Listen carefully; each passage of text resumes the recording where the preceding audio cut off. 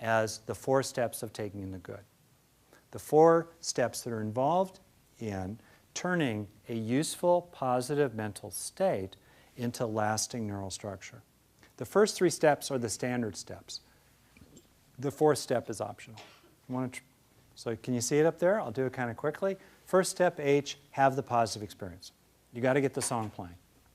Usually because you notice it's already playing. You're with someone and it feels good with them. Or you're having an experience of accomplishment. Or you just kind of have well-being.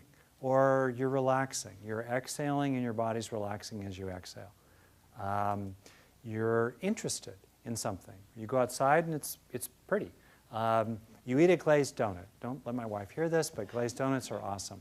Okay? Anyway. So you're having a positive experience.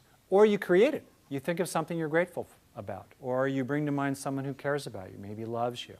You deliberately activate a positive experience. That's the first step. Second step, you enrich the experience. You get a lot of neurons firing, so they get a lot of neurons wiring.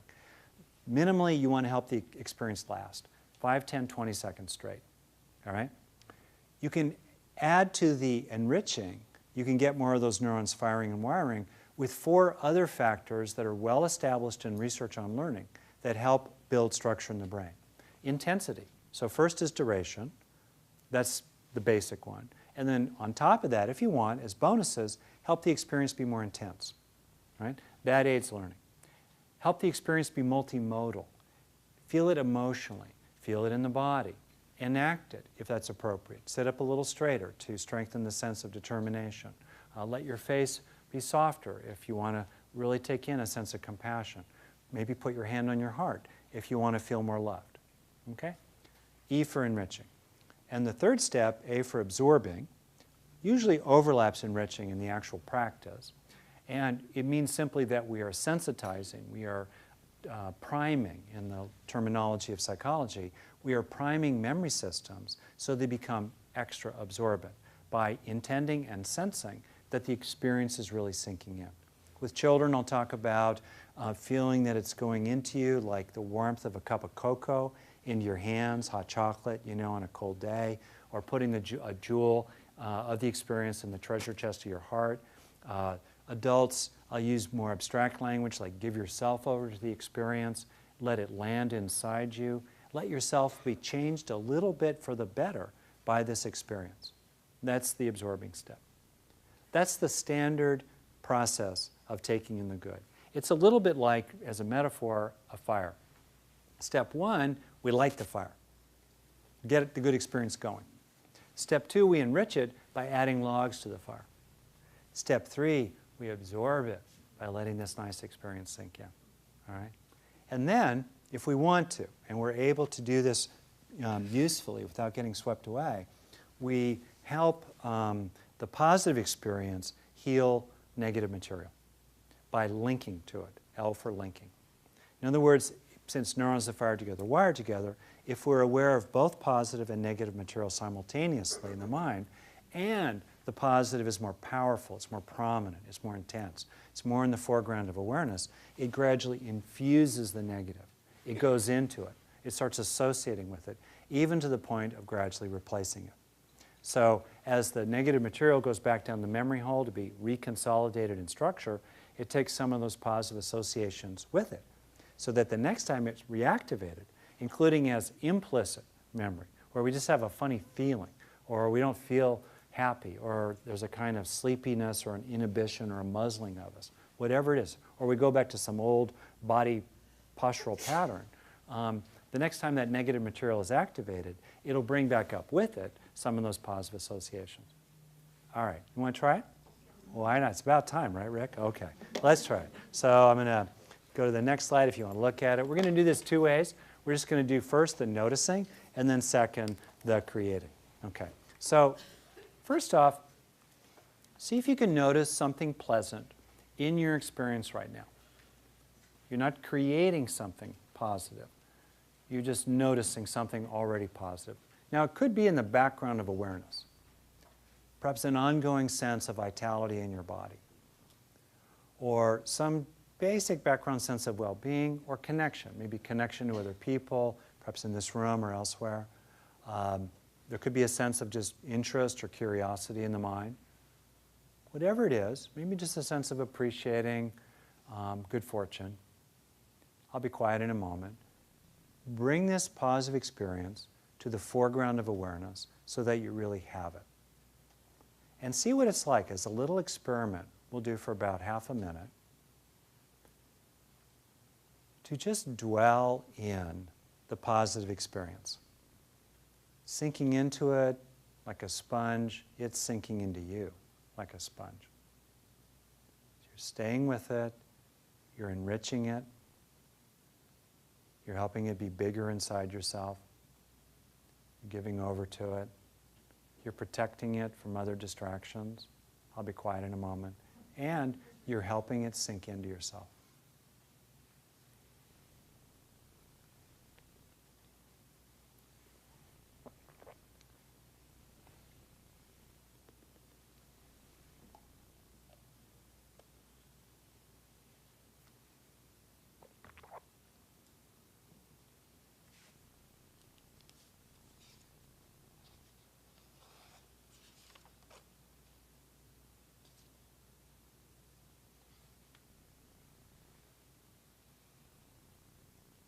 Okay, so let that one kind of move to the background. We'll do another cycle here, going through the first 3 steps of taking in the good. In this case, I'm going to invite you to create a positive experience, and a particular positive experience. And let's see what happens. It's an experiment.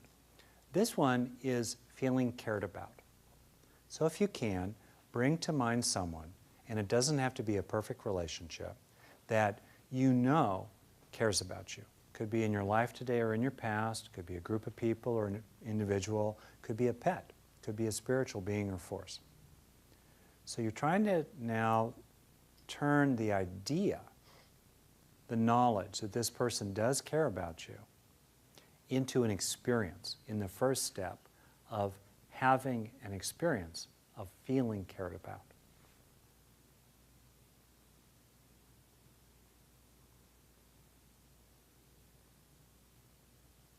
And then once you get that fire lit, you're starting to actually have a feeling in your heart, a kind of a sense of emotion maybe, of feeling liked or appreciated or just seen or even simply included or certainly loved. Any one of those is the experience of feeling cared about or is under the heading of feeling cared about.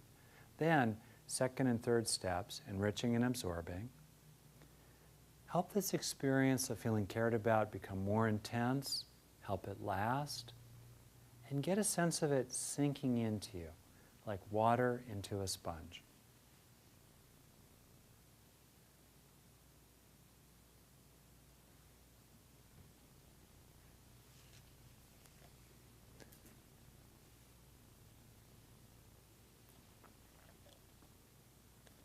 If you like, you can strengthen this experience in terms of multimodality by putting a hand on your heart or a hand on your cheek, as if the most loving being in the universe was giving you compassion and kindness and love, feeling cared about.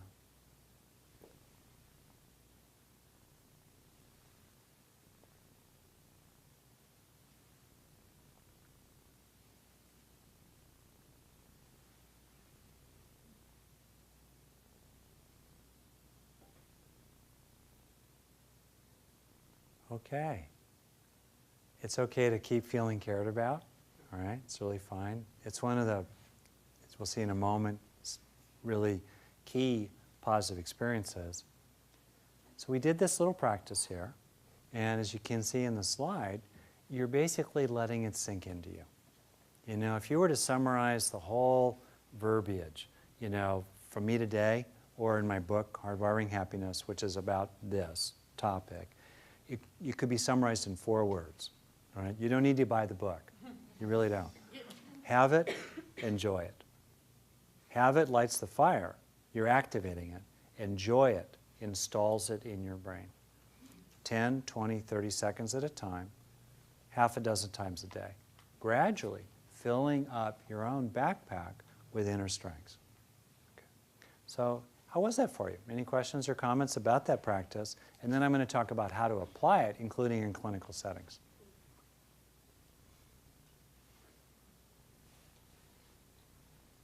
Looked like it was working for you. For most people, at least, like you could stay with it. Sometimes it's like trying to light a fire with wet wood.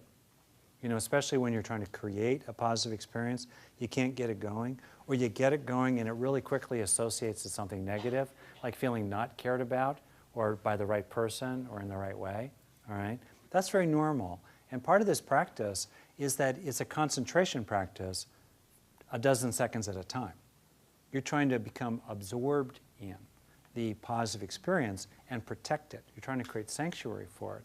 And implicit in this practice is being on one's own side, being an ally to oneself, a friend to oneself, standing up for yourself, that you have the right, the opportunity to have a positive experience for 10 seconds in a row, right? At least that much, okay? So how can we use this method? So these are general methods, right? We enrich, we absorb, and I'll soon get to, we can link if we want, that's the optional step. We can apply them to all kinds of things.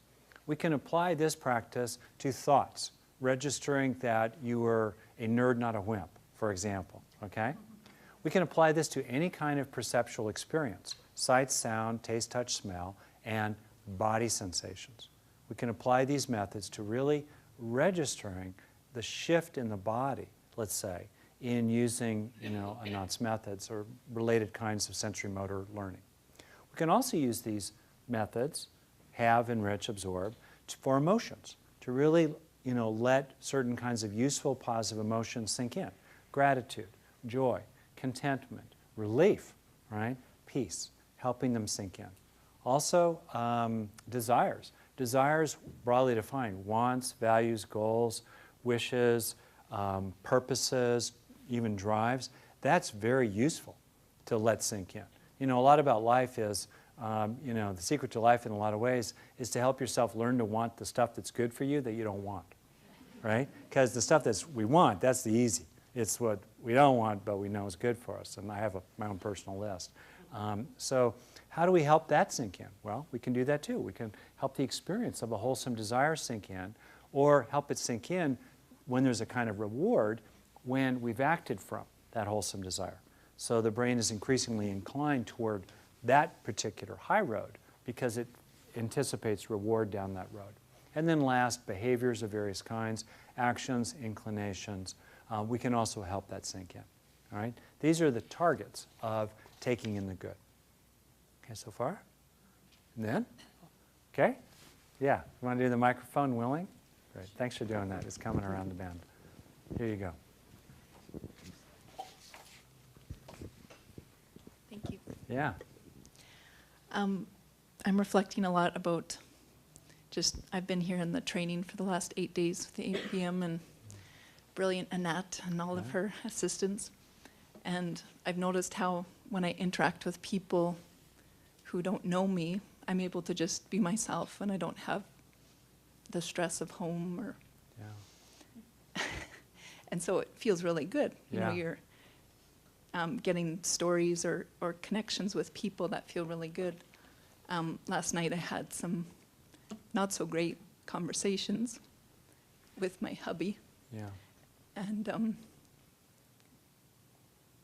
could just really feel how that decomposes. Yeah. Well, thank you for sharing that. Did you want to say more about that? I wasn't trying to be emotional, but Oh, that's great. Well, I think of that honestly as a gift to all of us. but it's Your willingness to go there implies a respect for others and a sense of the safety. So thank you. And I keep just going. feel like the importance of it, to really be in that positive space. And how do you develop good communication skills with your partner Right. to keep that positivity going? Because, when you're first in love and you're sharing in this way and it's great and bliss, and then all of a sudden life happens. And Yeah. so that would be my question to you. How do you keep that? Oh, thank spark? you for saying that and bringing it up. So- That's great. Thank you. Well, for me, first step is just to feel the weight of the other person. Whether it's your partner, your husband, you right now, just kind of Yeah. I mean, how often do we give people the gift of letting them land for at least a few seconds in our heart? That's just really important. And more broadly, I'll say a few things that I think are relevant here. One is to really try to help yourself register in a relationship when your partner's not a jerk. In other words, to really help it land when your partner is, in mild ways, attentive, loads the dishwasher properly, doesn't interrupt, doesn't act like a fool, whatever, is kind, is warm, is touching, is affectionate, pays the bills, comes home on time for dinner, what have you. Try to let it land, because again, with the negativity bias, especially as relationships go by, we're very distracted. It's so easy to miss many of the little good things that our partner's doing every day that we become habituated to in terms of the brain, and we kind of don't notice them anymore. They become like the background refrigerator hum. We don't hear it, right? And think how much of it feels good to us as a kind of gift to us. When others notice our everyday contributions, even just a few of them, notice how that feels. Imagine what a gift that is to the other person. This is particularly important when we're trying to reknit, let's say, a fabric of a relationship that's gotten tattered, whether it's an intimate relationship or siblings or any other kind of relationship. And then it's really important to let it land when the other person is actually trying their best to meet your need, at least in some way, and not immediately, as I've seen a lot as a couples counselor, immediately snatch, defeat from the jaws of victory, in a sense, by doubling down on our complaint or going after the next thing rather than letting this one really land. So I think these methods, I actually have a slide about this that I didn't put up here because this is not a heavy therapist group, but about how to use this with couples or in our own relationship. So for me, it's really letting the good stuff land, right? That's a really important thing. Second, by repeatedly taking in resource experiences of different kinds, and I'm actually going to get to some special kinds that have special impact, right? By repeatedly taking in these good experiences, we become more stable when our partner is being with us in a way that we don't particularly like, right? We get less affected by it, and we're more able to stay centered and stay in the interaction, playing within bounds, and still speaking truth to power. Still saying what needs to be said. Or recognizing that, it's a phone call, I'm far away, they're dealing with all kinds of stuff.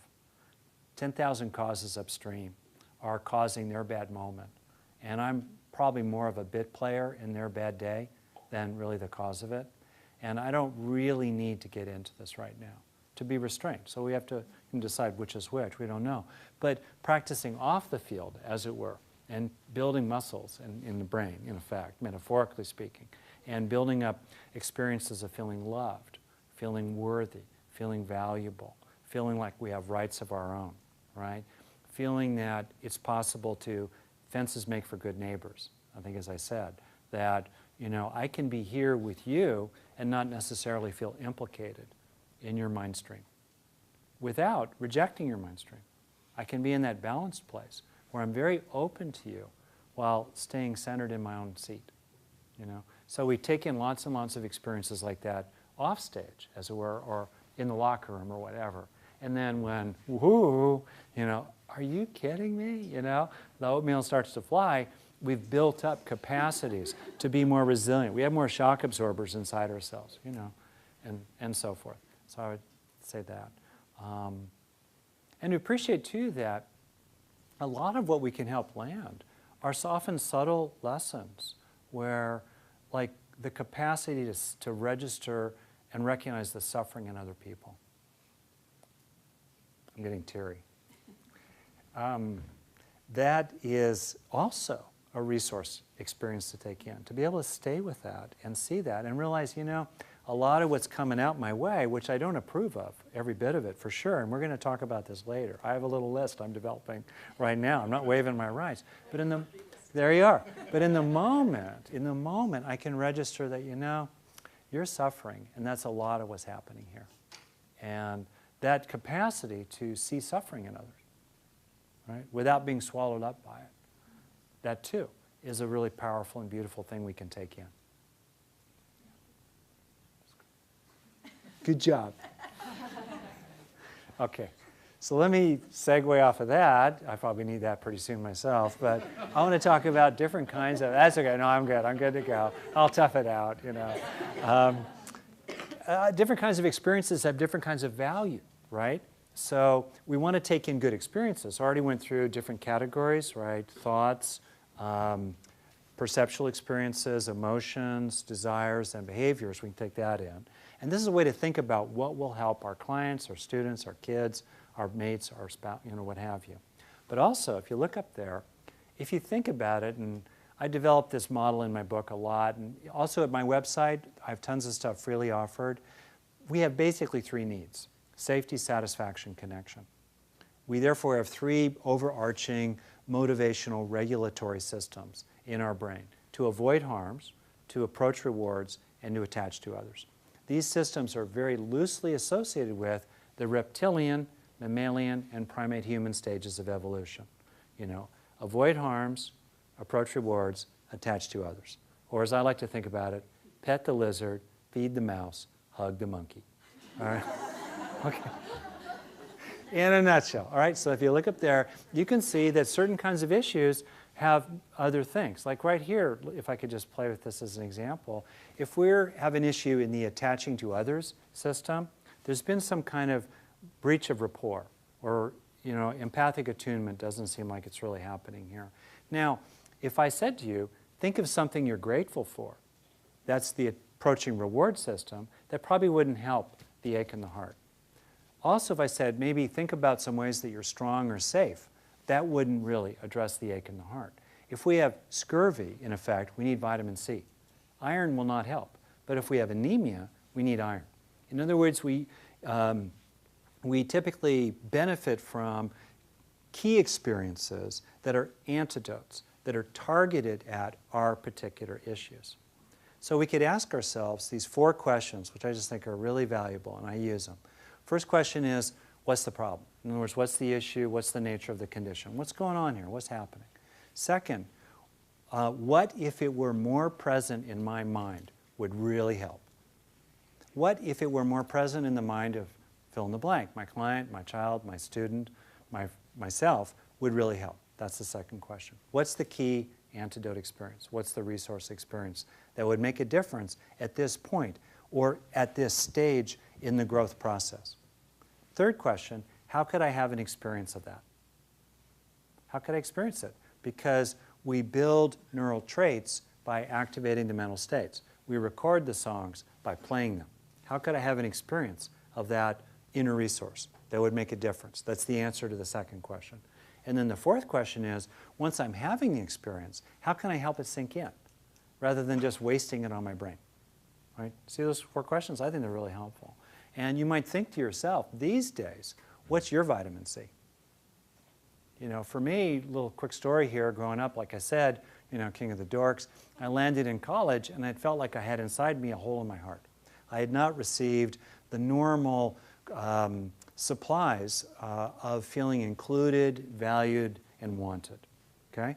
Nothing horrible happened to me. My issues were trivial compared to that of so many other people. All right? That said, causes have effects. I didn't really get what we normally need, and so I had a hole in my heart. I tried to solve that problem by accomplishing things in terms of the approaching reward system.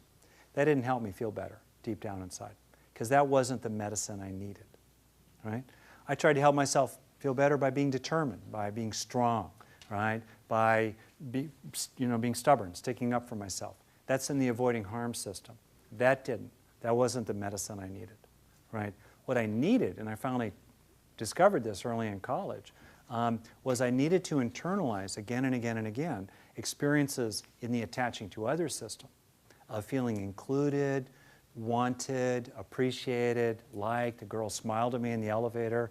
Oh my God, you know, a guy throws a football to me, an intramural ball. Good catch, Hanson. I'm going to throw to you more. Oh my God.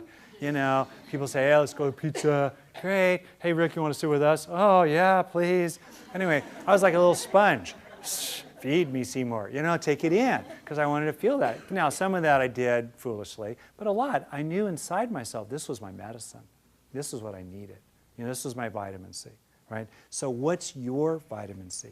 What's your key resource experience? What would make a difference if it were more in your heart? Feeling stronger? Feeling less anxious? What would help you feel less anxious? Feeling less frustrated or disappointed? Less sense of loss? What would give you more of a sense of rewards coming into you? Or for many of us, you know, what would help you feel more cared about, more included, more seen, more appreciated, more valued, more loved? And then when you're clear, what's your vitamin C? In this, you know, perfectly imperfect world, you can look for those opportunities to have those experiences throughout your day. 2, 3, 4, 5 times a day, half a minute at a time, or less. But brick by brick, drop by drop, you can fill the hole in your heart. So any comments or questions about this point so far? Do I hear a little baby in the room? That's great. Okay. No? No? Okay, I'm going to keep going, right? And I'll stick around if you like afterward, okay? So, yeah, I'm going to go for it. All right, on demand, if you like, let's try this idea of a vitamin C experience, your key resource experience. Now, you don't need to know the right one, and feeling cared about is the universal medicine, because feeling cared about meets our needs in the attaching system. It's also rewarding, and it helps us feel safe, because as we evolved in the Serengeti, exile was a death sentence. We want to feel that we're with other people. And there are many aspects of feeling cared about. So if you don't know which one to do, you can always do feeling cared about. All right, if you can right now, give yourself a little thought, give a little thought to what would be a key resource experience for me? What would make a difference for me if it were more present in my mind? And it's okay to just think about something kind of a subtle spiritual thing you're working with these days, or maybe a little, if you felt more confident, or frankly, less preoccupied with what other people think of you. You know, kind of, what's it feel like to let that go? Or maybe just gratitude, or recognizing where you actually are accomplished. So I'll be quiet as you have this experience as best you can. Try to create it in yourself, thinking of things that would kindle it in your mind. Try to get the fire of this key resource experience going.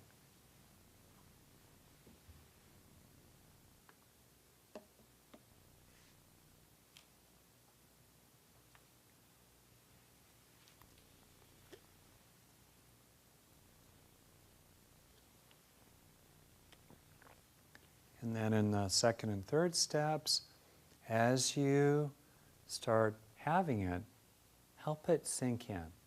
Help it last. If your mind wanders, come back to it. Keep trying to help it be embodied, emotional. And sense it going down into you, down into places perhaps that have really longed for this experience.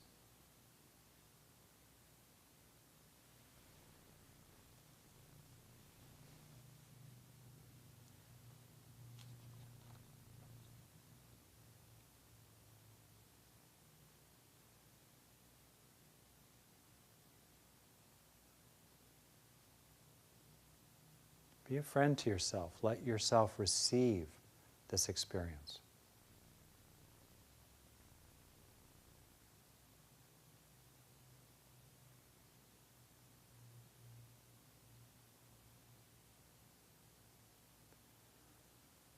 Okay. Come on back. That was a stretch. I didn't know how that would go, but it seemed like it went okay for at least some people. Once we get the experience going, once we get the song going, the recording apparatus in the brain doesn't know who got the song playing. See? Once we get this activated, we can start installing it in our brain, even though we self-activated it. And frankly, being able to self-activate a useful mental state is foundational to coping, resilience, and everyday well-being, and even spiritual practice. Okay? So any comments or questions about this idea so far?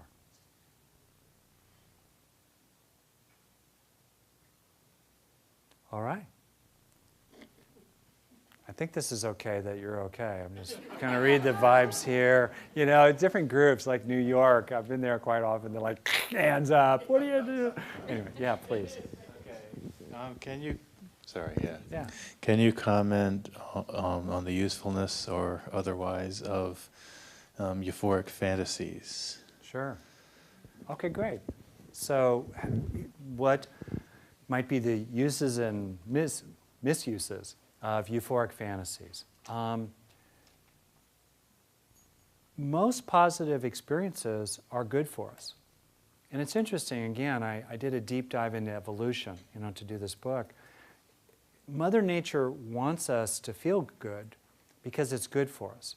And unpleasant experiences feel bad because they're bad for us from a survival standpoint, So most positive experiences tend to be, they're good for us. The problem is, and I might as well do this part right now, even though I was going to do it at the very end, we have a brain that evolved to want what it likes. And to the extent that the 2,500-year-old Buddhist psychological analysis of the causes of our suffering is accurate, that drivenness, pressure, resisting, grabbing, clinging, clutching, to the extent that those, under the general broad umbrella term of craving, lead to a lot, if not most of, our suffering and harm. To the extent that that's true, the trick naturally, the question naturally is, how do we do this thing that I'm talking about, where we help positive experiences actually come into us, and we pop open the bottleneck in the brain so they can sink down inside? How do we do that without tipping over into the dark side of the force, as it were, into clinging or craving or just getting, ignoring the negative, just kind of getting lost in some lotus eater realm of the positive? How do we actually do that? It's a very real issue, especially for someone like me that teaches Buddhism. I have to kind of think about this, right? And the trick is to enjoy it without getting attached to it. The trick in your own experience is to feel very intimate with your own body, to come down into your body, to really experience it, to let it in, right? While simultaneously letting go. So it's like your mind, the way I visualize it myself, in the razor-thin slice of time that is now, as time streams through us, or we stream through time, as time streams through us, I do it like this, like the future's out there, the past is like here. Through the net, as it streams through experientially, I try to have a sticky net, letting the good stuff stick, and otherwise letting it go, while momentarily receiving the next useful experience. And that's kind of the art of it. Now, it's okay to want certain things that are wholesome, but if we get too lost in our euphoric fantasies, and people can go down some troubling roads there, in various ways. My wife and I are starting to watch the TV show Breaking Bad. We're about 5 episodes in. Don't tell us anything, please. Spoiler alert. But, you can get really lost in that, and other kinds of fantasies as well. But one very powerful use of fantasy, very specific, is to imagine good caregiving that you never will have had. You're not deluding yourself about what really happened. Out of kindness to yourself and a very hard-headed, clear-eyed recognition of the vulnerability of the brain, especially in a child, to negative experiences. And out of motivated benevolence toward yourself, the one being among all beings you have the most power over, and therefore the highest duty to. Out of that, you might, if it works for you, and I've known people for whom this has been very, very helpful, me included in some ways, you call to mind a very rich experience of a kind of nurturing that you never really got and you never will have had, right? And yet you call upon your own nurturing qualities or a sense of other people in adulthood who are good with you, and to just feel that sinking into those young places inside that were mistreated or neglected or both.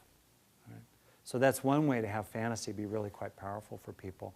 And if it's okay in terms of our time frames here, it's a good transition to the next point I want to make about how to do the L step, the linking of positive and negative. Okay? Go there. And I should add, I have a lot of material about this on my website, very freely offered, rickhanson.net. And you can go to the slide sets, the PowerPoint slide sets, and I'll also send these to you if you can give me your name and email address.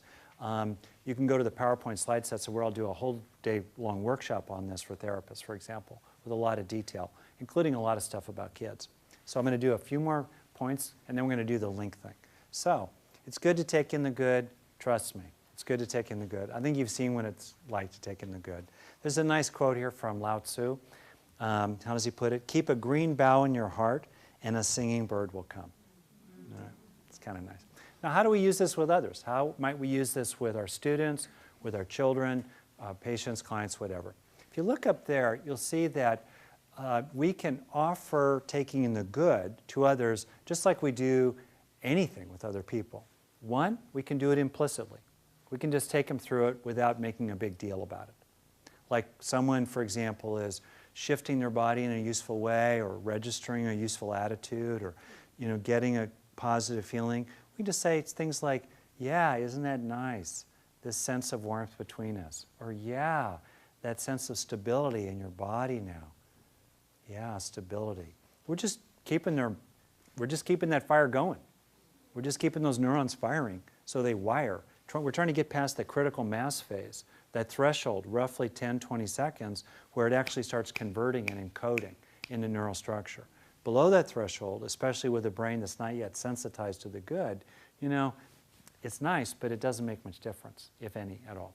Okay, so that's the first way. The second is we teach people the method and we let them do it on their own if they will. This is very good for teenagers who are very prickly about autonomy, sometimes other people, or maybe it's just appropriate. We name it. We say, by the way, brains like Velcro for bad, Teflon for good, or however we talk about it. If you want to help your brain learn the good stuff, there's some standard methods that work really well. They're supported by research. You have to have a positive experience, and then help it last, 10, 20, 30 seconds in a row. And even sense it sinking in. See what happens if you try that. That's the second way. We name it explicitly, and we leave it to them. Third, we explicitly take people through it. We say, okay, you're having that good experience, that stability in your body, that sense of gratitude, the feeling of being loved. Let's really go with this. Let's stay with it. Maybe I'll just kind of talk you through it. Or I'll be quiet while you do this yourself because you know how to do it. And I won't stare at you while you're doing this. That's the third way. And the fourth, we teach it explicitly. And then we encourage people to do it out in the real world, outside our office, and sometimes even tell us about what happened or even give them a little checklist about it. Okay? 4 ways to do this with other people. All right? And then I want to talk about children. Good. So all kids, in my experience, benefit from taking in the good. Why not? We want to help them learn good emotional learning. We want to help them get more good stuff in their backpack as they go down the road in life. Children at either end of the temperamental spectrum, serious turtles or serious jackrabbits really benefit because turtles tend to be anxiously preoccupied and they're afraid that if they feel good, they'll lower their guard and something bad will happen, right? Same as anxious adults. And then jackrabbits, maybe you're kind of positive, wee, but the next good thing is happening one after the other so quickly that there's no opportunity for it to sink down from short-term memory buffers into long-term storage.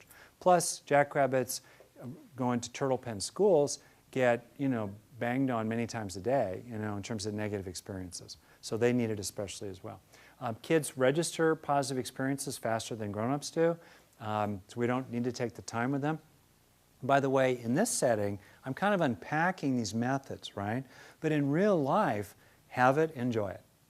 We just kind of flow along, we're feeling good, there's a nice moment with our partner, we got some emails done, we put the kids to bed finally, let it sink in, and we give ourselves that good experience 10, 20, 30 seconds in a row, just in the flow of life, in a kind of intuitive way. Right? On the other hand, when we learn anything new, it helps to kind of unpack it and highlight different parts to it. Okay? So with kids, it happens pretty quickly. And then the last thing I'll say, a little practice, is to go after vitamin C experiences with kids, both in general and also just before bed. You know, kids roughly 3 to 13, 3 to 10, 3 to 12, who will put up with psychobabble, you know, to prolong their bedtime. Right?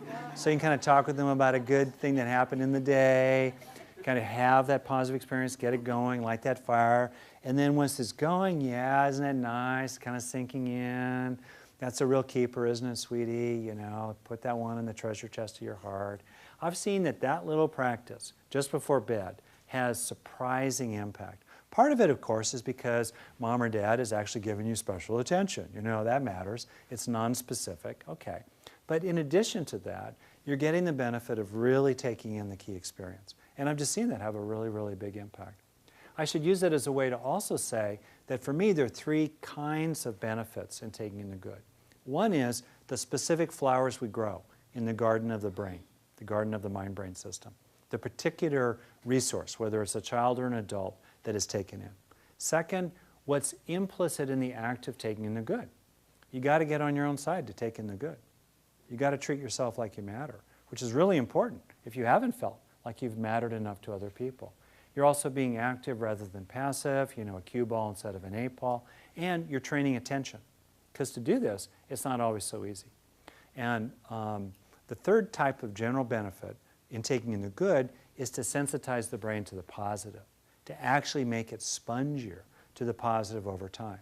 So you get faster and faster, and it's easier and easier to turn everyday positive experiences into lasting inner strengths inside your brain. Mm-hmm. Now I want to talk about the L step, and then we're going to wrap it up. And I'll stick around and happily answer questions or just kind of hang out. All right? So, the link step. Yeah? Microphone, thanks for putting up with it. It's coming. Thank you, our runners. That's great. Thank you. Our runner. I haven't heard anything about like journaling or writing it down. Yeah. A lot of us like to do that. Is that Yeah. useful for, you know, holding on to this? Yeah, is journaling useful? I think journaling is very useful in terms of activating a positive experience and then helping it be rich. The question, of course, is when we're journaling or otherwise really using language, are we mainly up here with the thought track and not that richly engaged with the emotion track or the sensation track? That's the only question. So if we're doing a journaling process and along the way bringing mindful awareness to the sense in the body of what we're writing about, you know, and we're helping ideas become experiences, you know, menus become meals, as it were, right? Then I think it's a very powerful method. And there are lots of other ways to cultivate positive experiences. Sharing about something good with other people, that's a great one. Reminiscing about the past, that's a great one. Creating the basis for a good experience, right? Working in the garden deliberately to start having that experience, and then not wasting it on your brain, helping it sink in. I really want to talk about linking, okay? And to do this, I think just in the interest of time and respecting people's time here, I'm just going to name it and tell you how to do it. Be a little careful, because this involves negative material as well as positive material. Everything before was positive, even if some of the intention behind it was to address needs. But in the fourth step, you're actually also aware of negative material, and it's important to not get sucked into it or hijacked by it. All right? So if you take a look at the slide, and it builds on this idea of antidote experiences, certain forms of old pain or current pain are really addressed by certain kinds of positive experiences. For example, if you have felt weak or helpless, maybe things happened when you were young or you're in a situation where you feel helpless, antidote experiences are things like a sense of being strong, feeling like you can cope, or that, at least in some other parts of your life, you're able to really make things happen. See that idea? So you might ask yourself, like I did, okay, I had that hole in my heart where I didn't feel loved enough, included enough, wanted enough, right? Experiences of feeling wanted, feeling included, feeling loved were really, really good for me. So the way you do this fourth step is you, for sure, have that positive experience. You want it to be prominent. And in the beginning, it's a little funny to divide awareness to include both positive and negative in awareness. But with practice, you can really do this. So you're mostly centered in the positive experience while having a sense of it connecting with or going into those hurt or wounded or neglected places inside. All right? And if you want to do this, you could get a sense that the current positive experience is connecting with younger parts of yourself. And they are actually receiving it. And it's going into them. Be careful if you do this with traumatic material. As my friend Linda Graham has pointed out to me, many standard therapies involve the linking step. To be clear, I did not invent any part of taking in the good. It's natural to take in the good, and it's natural to link positive and negative. What I have tried to do is explicate it carefully and ground it in some kind of framework of evolutionary neuropsychology. But we know how to take in the good. It's not rocket science. Have it, enjoy it. You know, we're especially good at have it. Where the real money is installation, enjoying it. So, you know, if you're on your own, I would say probably not a good idea to try to send the positive experience into the center of the trauma. Right? On the other hand, with a skilled therapist, you might find a lot of value in doing that, or using the positive to connect with issues kind of around the core of the trauma, like the sense of being let down by failed protectors who really should have stuck up for you more. All right? And in more general terms, whether you're feeling anxious these days or kind of mopey or not loved enough or not worthy enough, there are many opportunities to deliberately activate positive experiences and then let them link to and connect to negative material, holding both of them in your mind at the same time. Okay? That's basically the linking step. And you're very welcome to do that on your own. I think it's, for me, it's definitely top 5, for me, psychological methods of anything I've ever learned, including in spiritual traditions. And you can use this linking method for spiritual practice as well. Okay? So I kind of want to move to a wrap here, respecting time. So I want to just give you a little quote at the very end here, which I'll pop up there. You can read it as well. And some of that other stuff, if you want, just give me your name and email address on any of the slides. You know, what I think is really interesting, to go back to the 2 wolves in the heart. Which wolf are we going to feed, right? Day after day. And lately, this thought has come to me, which is, what's the most important minute in your life? What's the most important minute in your life? It's this one. You got it. It's the next one. We can't do anything about the past. More than a minute or 2 or 3 out, our influence really starts to fade. But the next minute is the most important minute of our life. What will we do with this minute? In the next minute of our life, which wolf will we feed? Knowing that, the brain has a negativity bias, and it learns very, very quickly and all too well, and it really holds on to that learning from negative experiences. Can we feed the wolf of love? Can we help the good things grow inside ourselves?